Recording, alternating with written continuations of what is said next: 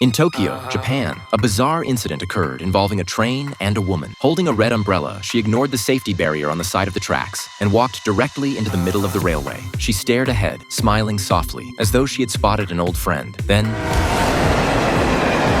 what followed was truly eerie. After the train passed, the bystanders remained unnervingly calm. They didn't seem like ordinary passers-by. Instead, they resembled witnesses to some kind of ritualistic sacrifice. Meanwhile, a mysterious man filmed the entire event and sent the footage to the victim's son, Jack. Jack rushed to Tokyo that same night to meet with the officer in charge of the case. He was certain that his mother would never have committed suicide. After watching the video, the officer agreed, concluding that it wasn't an accident. The woman didn't react to the deafening train whistle at all, and her smile was disturbingly unnatural, almost as if she were possessed. As the investigation progressed, the officer soon learned something shocking from a journalist who had reported the incident. 10 years earlier, there had been a very similar train suicide case. This journalist, in fact, had been the victim's boyfriend and had witnessed the entire event. It was just an ordinary day. The two of them were standing by the tracks, waiting for the train to pass when, out of nowhere, his girlfriend, as if possessed, calmly walked onto the tracks, smiling and spreading her arms as if embracing death.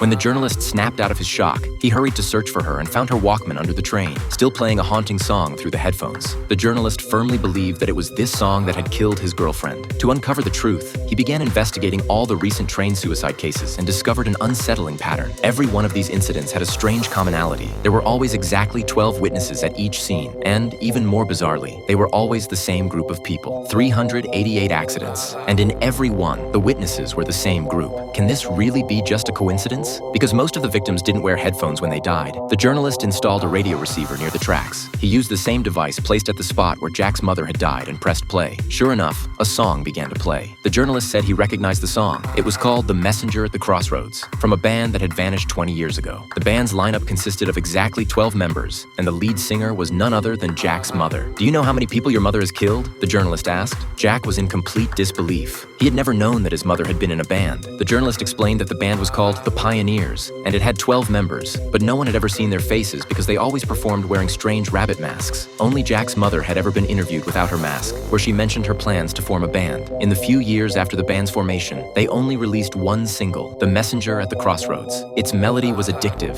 like a virus. It was impossible to stop once you heard it. And what was even more chilling was the rumor that the song had a cursed power, one that could trigger disasters.